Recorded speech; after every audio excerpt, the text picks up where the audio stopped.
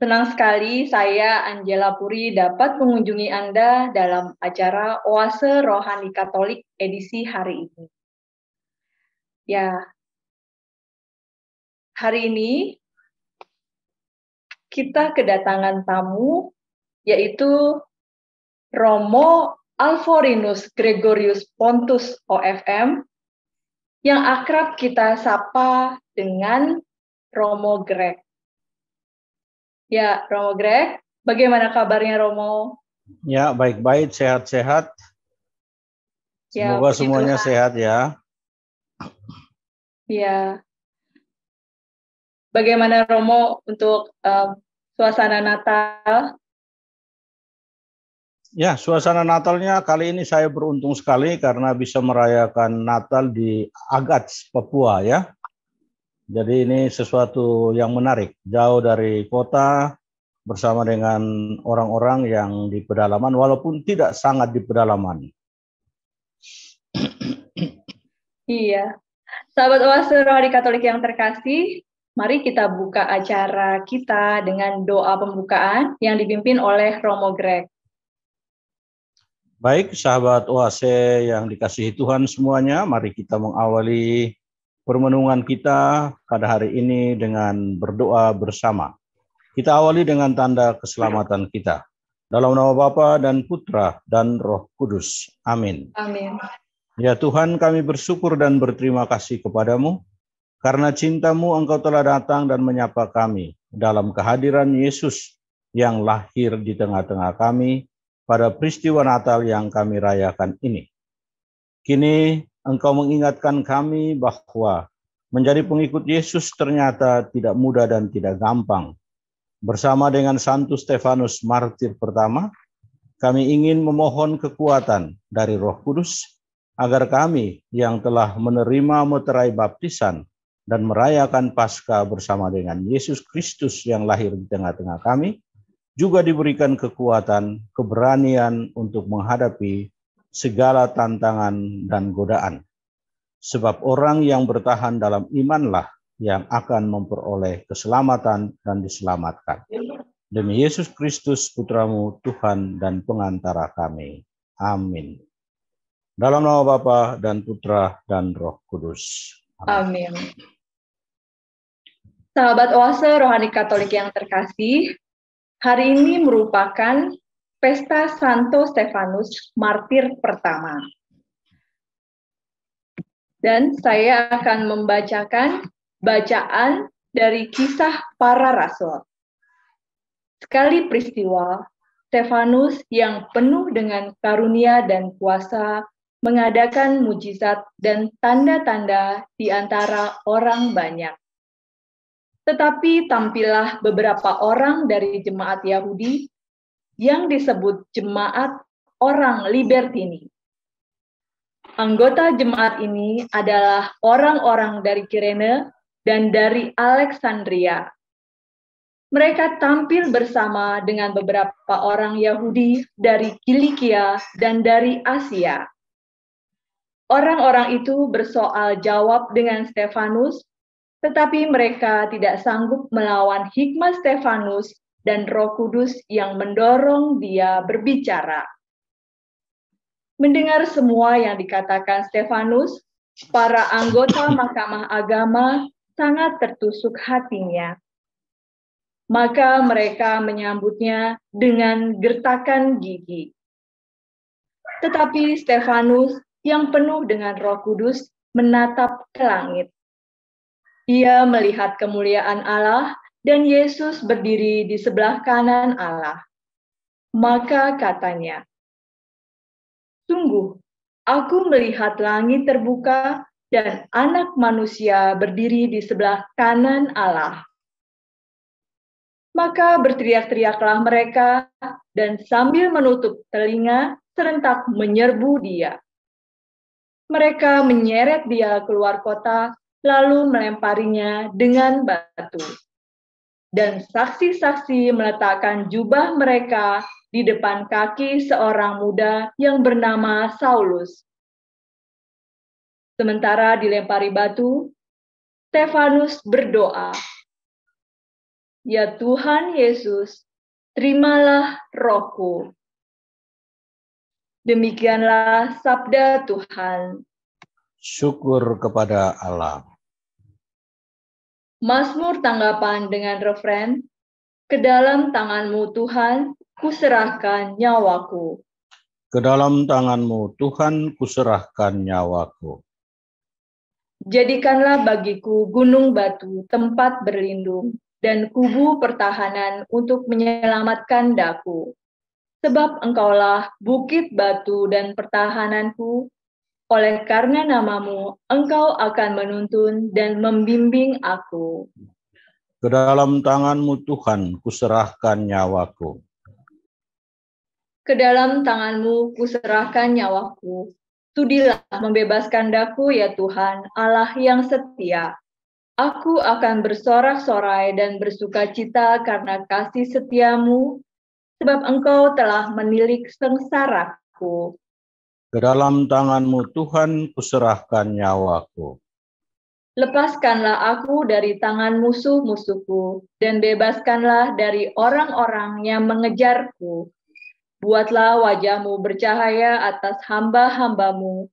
Selamatkanlah aku oleh kasih setia-Mu. Ke dalam tangan-Mu Tuhan, kuserahkan nyawaku. Haleluya, haleluya, haleluya. Haleluya, haleluya, haleluya. Diberkatilah Dia yang datang dalam nama Tuhan. Tuhanlah Dia menerangi kita.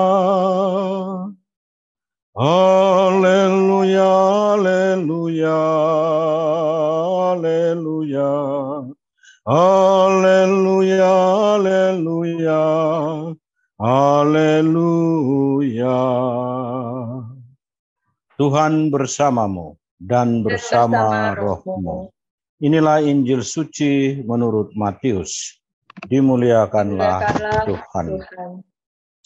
Injil Matius pasal 10 ayat 17 sampai 22. Tetapi waspadalah terhadap semua orang, karena ada yang akan menyerahkan kamu kepada majelis agama, dan mereka akan menyesah kamu di rumah ibadatnya. Dan karena aku, kamu akan digiring ke pemuka penguasa-penguasa dan raja-raja sebagai suatu kesaksian bagi mereka dan bagi orang-orang yang tidak mengenal Allah.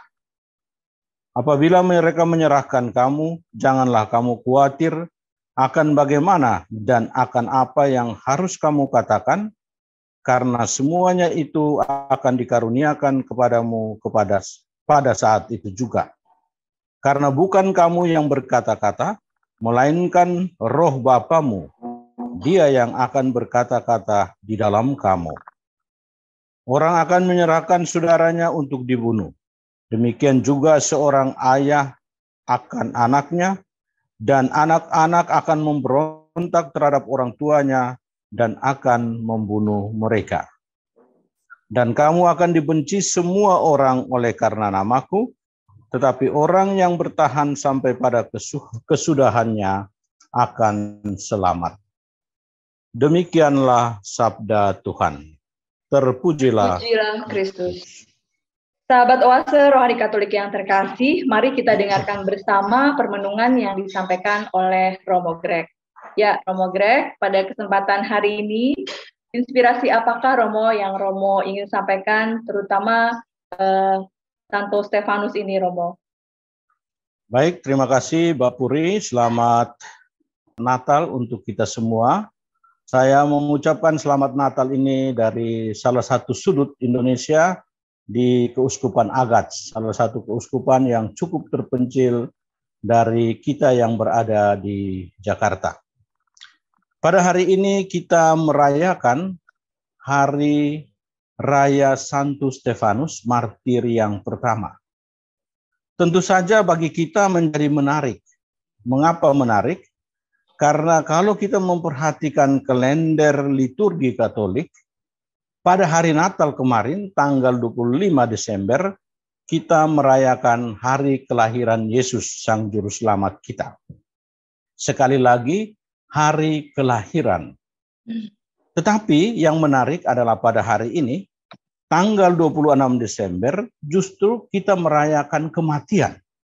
Kematian seorang yang beriman, kematian seorang Stefanus. Apa sesungguhnya yang dimaksudkan oleh gereja?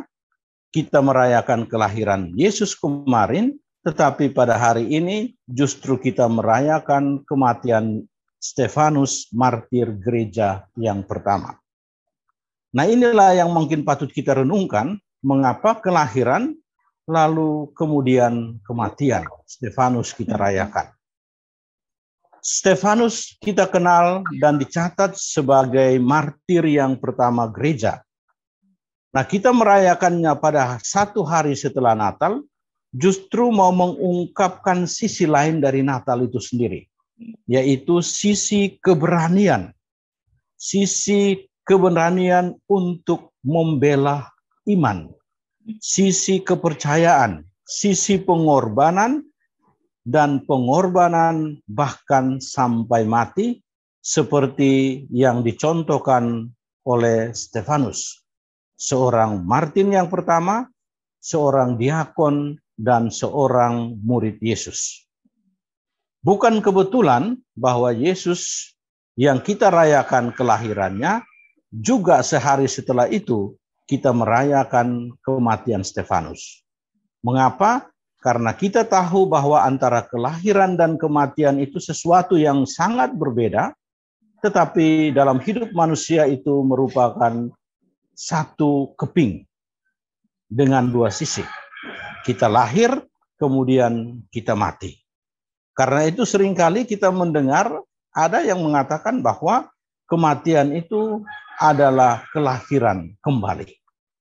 Nah, karena itu ketika kita merayakan Natal, maka kita merayakan kelahiran, tetapi juga di sisi yang sama, kita merayakan di mana keberanian iman kita itu mestinya dipertahankan, bahkan bila perlu dengan pengorbanan. Karena itu, teman-teman, sahabat OAC Rohani Katolik yang dikasihi Tuhan, Stefanus, seorang Kristen, kalau kita membaca secara lebih lengkap di dalam Kisah Para Rasul, dia adalah seorang diakon yang cukup terkenal, yang sering diperbincangkan oleh orang-orang di kota Yerusalem. Ia bukan keturunan Yahudi, ia keturunan Yunani, dan menurut orang Yahudi tentu saja dianggap sebagai orang asing. Dia diangkat menjadi diakon oleh para rasul, bukan oleh Yesus ya, tetapi oleh para rasul, karena pada saat itu gereja mulai berkembang demi sedikit. Dan tugas diakon itu adalah melayani dan menjalankan karya amal karitatif di kalangan jemaat. Nah, Stefanus ini bekerja dengan sekuat tenaga. Ia penuh dengan iman dan Roh Kudus. Bahkan di dalam kisah dikatakan ia melakukan mujizat dan tanda-tanda di antara orang-orang banyak. Stefanus ini juga pandai berbicara. Dia tidak takut bersoal jawab, dia tidak takut berdebat, membela iman dan membela apa yang dipercayainya. Membela kebenaran yang ia percaya sedang diwartakan atau dibawa oleh Yesus Kristus. Nah, di dalam perdebatan-perdebatan seperti inilah yang kemudian membuat dia ditangkap. Karena jawaban-jawabannya itu membuat lawan-lawannya itu tersinggung. Lawan-lawannya itu marah, lalu merasa tidak berdaya. Dan kita tahu ketika orang merasa tidak berdaya, tetapi dia mempunyai kuasa, maka pasti orang itu akan disingkirkan. Dan kita tahu bahwa Stefanus kemudian disingkirkan, seperti dalam bacaan pertama tadi, dilempari dengan batu sampai akhirnya ia wafat. Nah, teman-teman, sahabat OAC Rohani Katolik yang dikasihi Tuhan, perjuangan Stefanus demi membela imannya, perjuangan Stefanus untuk membela Kristus yang dipercayainya, berbuah kematian. Mereka menyeret dia keluar tembok, dia dirajam dengan batu sampai mati. Nah, mungkin pertanyaan bagi kita, apakah ini soal kalah dan menang? Apakah ini soal siapa yang kalah, siapa yang menang? Tetapi kalau kita refleksikan dalam iman, ini bukanlah soal kalah dan menang. Ini bukan soal siapa yang kalah, siapa yang menang, tetapi ini adalah soal bagaimana kita mempertanggungjawabkan iman kita yang benar. Dengan keteguhan, dengan keberanian, tanpa merasa takut. Kita dihadapkan dengan berbagai macam persoalan di dalam hidup kita, dengan berbagai macam pertanyaan, dengan berbagai macam pertentangan, tetapi disinilah iman kita itu diuji. Stefanus tidak bersembunyi, dia tidak takut-takut, dia tidak ragu-ragu, tetapi ia terus terang, dia yakin akan kebenaran imannya itu, dia percaya kepada siapa dia percaya.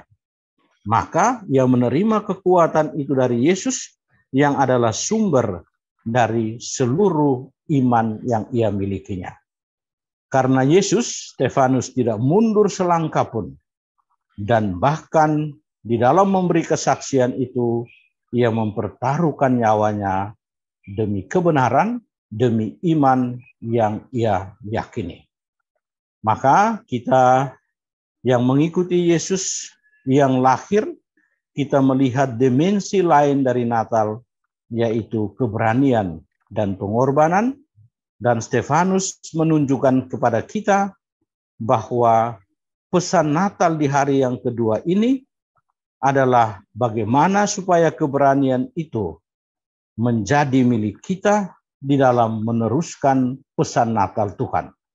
Di dalam membagikan berkat kelahiran Yesus, sukacita itu, kita membutuhkan keberanian, pengorbanan, agar pesan Yesus yang membawa damai itu bisa sampai kepada orang-orang yang lain.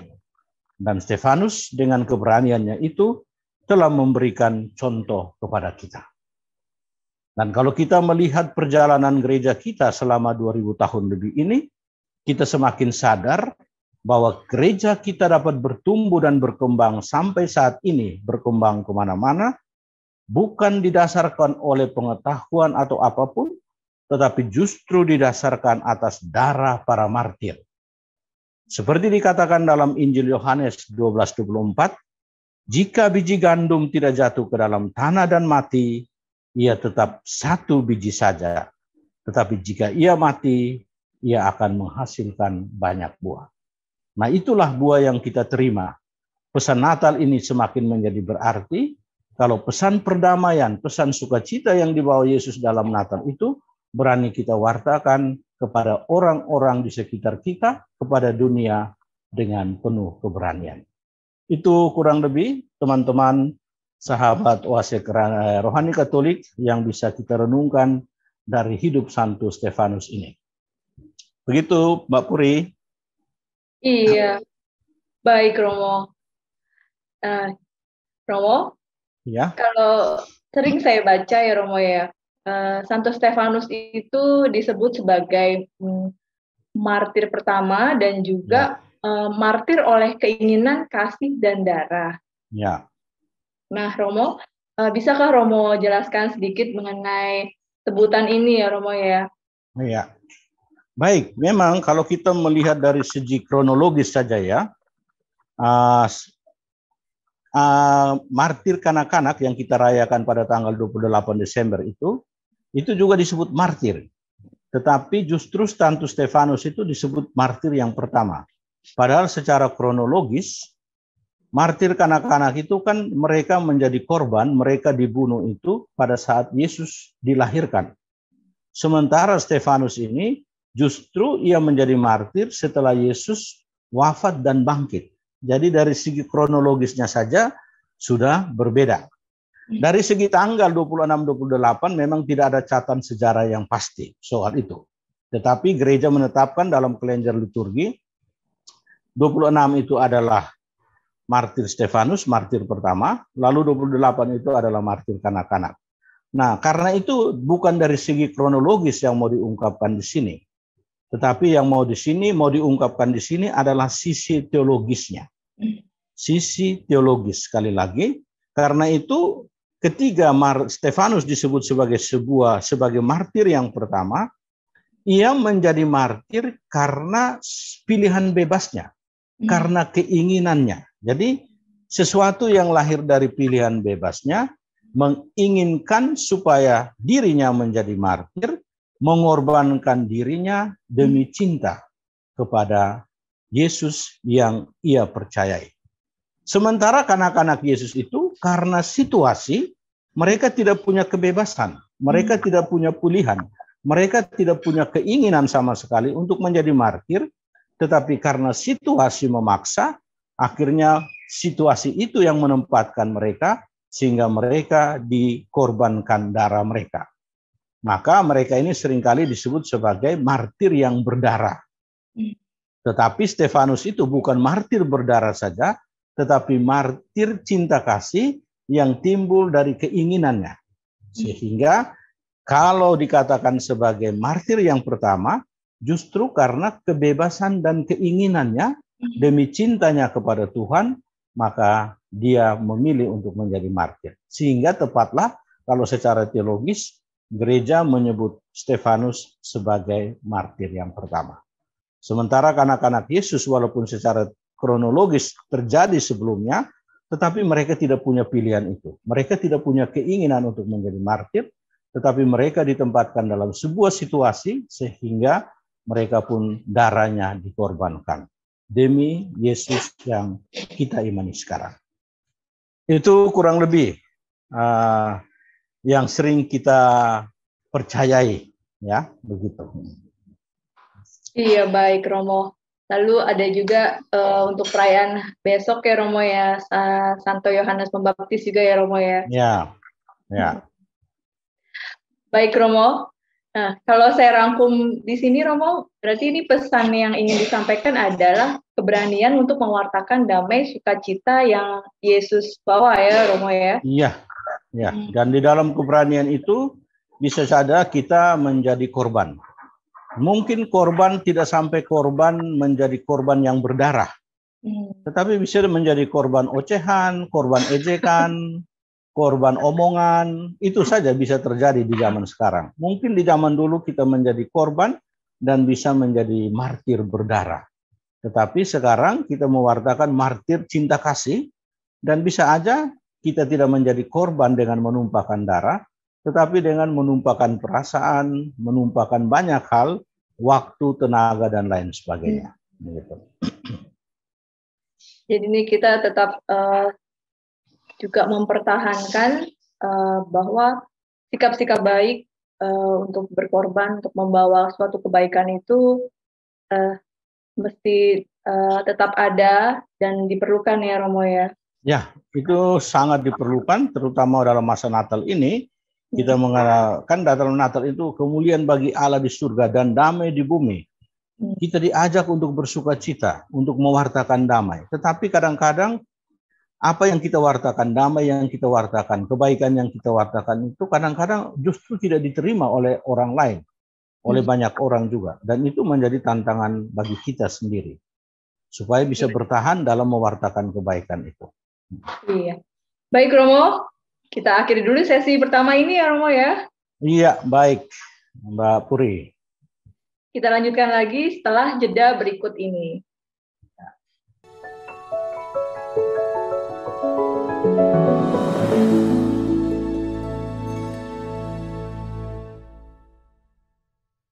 Sahabat Oase Rohani Katolik yang terkasih, terima kasih masih bersama kami di acara Oase Rohani Katolik edisi hari ini. Masih bersama dengan Romo Alforinus Gregorius Pontus OFM dan saya Angela Puri. Bagi Anda yang ingin menyampaikan pertanyaan, kami persilahkan untuk menghubungi kami di nomor HP 0881 0251 33438 atau melalui alamat email kami di orkaj2021@gmail.com. Mari kita lanjutkan lagi perbincangan kita. Ya, Romo, di sesi kedua, hal-hal menarik apakah yang Romo ingin sampaikan? Baik, teman-teman sahabat Oase Rohani Katolik yang dikasihi Tuhan, kita sudah mendengar bacaan Injil tadi, dan bacaan Injil tadi tentu saja berhubungan erat dengan hidup dari Santo Stefanus Dikit. Santo Stefanus itu menjadi martir. Dan di dalam bacaan Injil ini juga berbicara tentang tugas perutusan yang diberikan Yesus kepada murid-muridnya. Dan tugas perutusan ini bukanlah tugas perutusan yang mudah dan gampang ya, tetapi tugas perutusan yang penuh kesulitan. Menghadapi banyak tantangan, menghadapi banyak penolakan, pengorbanan, bahkan mungkin penganiayaan. Tetapi justru di dalam bacaan Injil hari ini menegaskan kepada kita bahwa siapa yang bertahan, maka dia akan selamat. Nah, kalau kita melihat Injil Matius ini, maka menjadi jelas bagi kita. Injil Matius ini memang Injil yang ditujukan khusus untuk orang-orang Yahudi. Karena itu, ketika dikatakan semua orang akan menolak kamu, akan mendapatkan pertentangan dari banyak orang atau semua orang, itu yang ditujukan pertama adalah orang-orang Yahudi. Siapa orang-orang Yahudi? Ya pasti saja itu para penguasa, para pemimpin agama bersama dengan otoritasnya. Nah, mereka itu adalah orang-orang pertama yang akan menolak kita, menolak para murid Yesus. Saya katakan kita ini bukan maksudnya kita yang ada sekarang ini, tetapi maksudnya kita yang adalah para murid, adalah Stefanus yang hidup pada masa itu.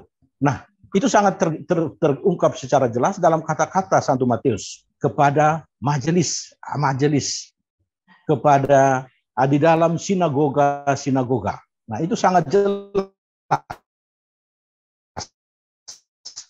Sehingga mau mengatakan bahwa kepada siapa ditujukan pewartaan Yahudi. Dan orang-orang Yahudi itu tentu saja yang utama adalah para pemimpin dan orang-orang yang memegang otoritas. Orang-orang yang mempunyai kuasa. Orang-orang yang oleh Matius disebut penguasa yang tidak adil. Penguasa yang lalim. Nah, kalau kita berbicara tentang penguasa yang lalim ini, maka kalau kita mewartakan kebaikan, kita mewartakan damai, belum tentu bisa diterima dengan baik juga. Ya, belum tentu bisa diterima. Kita mewartakan kebaikan bisa saja dicurigai. Kita mewartakan cinta kasih dan damai bisa saja dicurigai. Nah, karena itu peringatan Yesus ini menjadi sangat penting bagi kita, karena di dalam Injil Matius ini diungkapkan secara jelas bahwa orang-orang ini, orang-orang yang lalim, penguasa-penguasa yang lalim ini akan menjadi halangan bagi kita, menjadi hambatan bagi kita, supaya kita tidak mampu mewartakan cinta dan kebaikan Tuhan. Itu yang pertama. Lalu kalau kita bertanya, lalu Matius ini maksud ditujukan kepada siapa? Tujuan yang kedua tentu kepada orang-orang setelah orang Yahudi.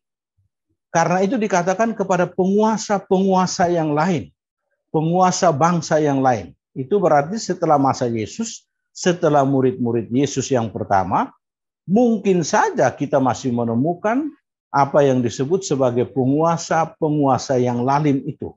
Penguasa-penguasa yang tidak adil itu. Nah, mereka inilah yang akan menjadi hambatan bagi kita. Karena itu Yesus mengatakan seperti diutus ke tengah serigala. Jadi mempunyai segala hambatan, segala kesulitan, bahkan mungkin mendapatkan penganiayaan di dalam mewartakan sukacita, kabar sukacita itu. Kita tahu Evangelion, Injil itu artinya kabar sukacita, tetapi begitu banyak orang tidak mampu menerimanya. Dan orang-orang inilah yang disebut oleh Matius sebagai serigala. Dan kita diutus untuk masuk seperti domba di tengah serigala. Tetapi teman-teman, sahabat OAC Katolik yang dikasihi Tuhan, sangat jelas Yesus mengingatkan kita bahwa kita jangan takut. Mengapa? Karena Yesus berada beserta kita.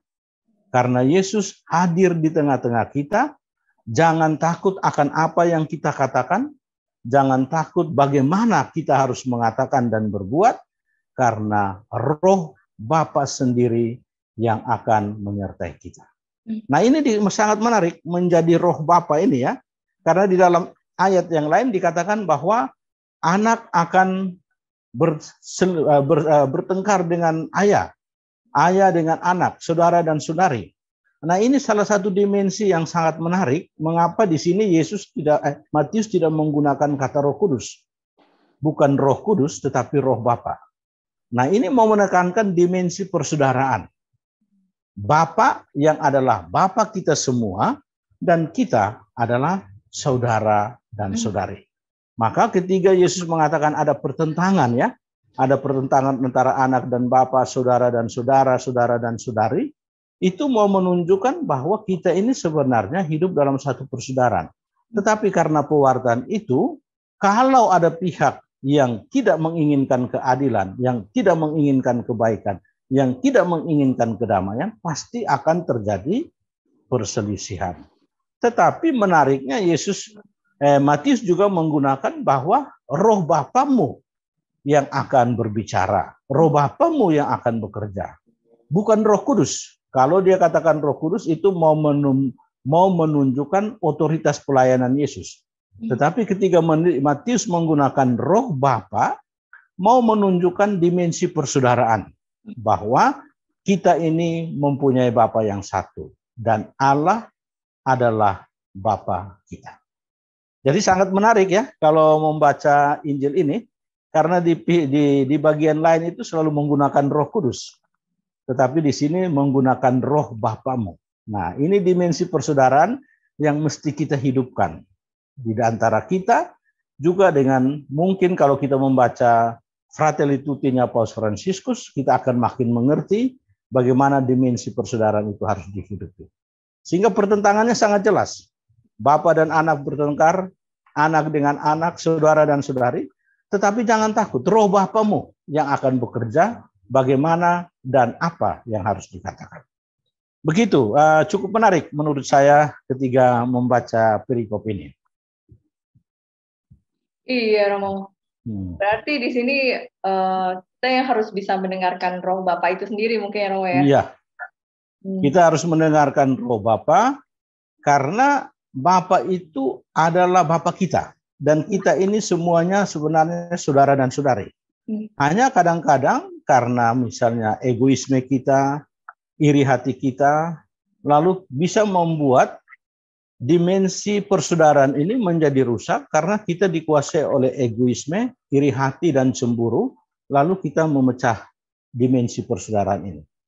Sehingga kalau di sini dikatakan Bapa melawan anak, anak melawan Bapa, itu memang kalau roh-roh perpecahan itu tumbuh, lalu bisa saja terjadi. Maka kita memohon kepada Bapa yang adalah Bapa kita sendiri, supaya Dia memberikan kembali roh persaudaraan itu sebagai Bapa yang melihat seluruh anak-anaknya. Ya. Iya, jadi kepercayaan bahwa akan ada hal-hal yang terbuka yang akan dibenarkan sendiri oleh roh Bapa itu sendiri mungkin ya, Romo ya. Iya, itu kalau kita mempunyai iman seperti iman yang dihidupi oleh Stefanus juga ya. Dia melihat Yesus sendiri. Dia melihat bahwa cahaya itu menerangi dia seperti di dalam bait pengantar Injil tadi itu. Tuhan itu menjadi cahaya yang menerangi kita. Dan karena itu kita tidak perlu takut. Matius mengatakan kita jangan takut karena roh Bapamu sendiri. Itu dia mempertentangkan dengan pertentangan tadi itu. Bapa melawan anak, anak melawan anak, anak melawan bapa, saudara dan saudari. Supaya kita ingat bahwa kita ini hanya mempunyai satu Bapa. Dan kita semua adalah anak-anaknya. Iya, baik Romo. Romo, apakah ada pesan singkat Romo atau summary dari bacaan 1, bacaan 2 ini Romo? Ya, kalau saya mau memberikan sebuah ringkasan, itu yang pertama adalah bahwa iman kita itu bukanlah iman yang mudah dan gampang. Menjadi seorang murid Yesus itu bukanlah menjadi seorang murid yang mau mendapatkan segala sesuatu secara gampang dan mudah. Tetapi untuk percaya kepada Yesus itu membutuhkan pengorbanan. dan hanya orang-orang yang mampu bertahanlah yang akan diselamatkan. Hanya orang-orang yang bisa bertahan dalam iman, teguh mempercayai apa yang dia yakini, teguh mempercayai kebenaran yang adalah kebenaran, bahwa Yesus itu adalah Tuhan, bahwa Yesus itu mewartakan kabar baik, Yesus itu mengingatkan seluruh dunia ini berada dalam satu persaudaraan yang dilandasi oleh cinta kasih dan pengampunan, maka mungkin banyak orang tidak bisa menerimanya. Tetapi kita yang yakin dengan pewartaan itu, kita diminta untuk terus bertahan. Dan orang yang bertahan itulah yang akan melihat kemuliaan Allah, karena ia akan diterangi oleh Allah untuk bisa melihat semuanya itu. Dan Stefanus sudah memberikan contoh kepada kita bahwa dia melihat putra Allah. Dan di dalam diri putra Allah itulah dia menerima berkat berlimpah dan menerima kehormatan untuk ada bersama-sama dengan putra Allah itu. Amin, Romo. Ya. Berarti ini percaya pada Yesus adalah iman yang bisa menyelamatkan kita ya, Romo ya. Ya, itu makanya ada yang mengatakan ya, nabi boleh banyak, pewarta boleh banyak, tetapi Tuhan itu hanya satu. Penyelamat itu hanya satu, yaitu Yesus. Karena dia, bagi saya, ketika dia mengatakan akulah jalan, kebenaran, dan hidup, itu bukan hanya mengatakan secara teori, tetapi dia sendiri menghidupinya itu. Menghidupinya dan memberikan contoh kepada kita. Dan kita yang mau mengikuti Yesus, kita juga diminta untuk mengikuti seperti yang telah ia lakukan. Nah, peristiwa Natal ini adalah tahap awal, ya. Ketika Tuhan merendahkan diri menyapa kita karena cintanya, maka kita pun yang disapa dan merasakan cinta Tuhan itu, kita juga harus membalas dengan cinta juga.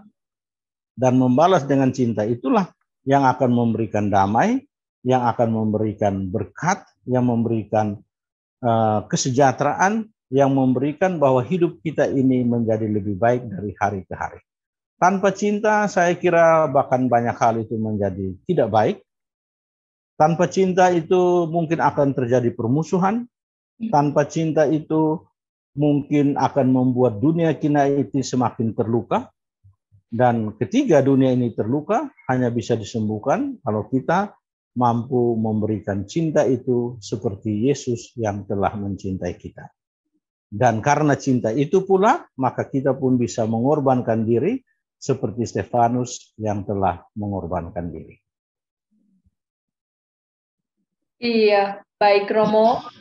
Namun Romo, ini sayang sekali waktu kita sudah tidak banyak lagi, Romo. Romo, kita tutup acara kita ya Romo ya, dengan doa penutup dan mohon berkat melalui Romo Greg. Baik, Mbak Puri, teman-teman semua, mari kita akhiri permenungan kita ini dengan berdoa bersama.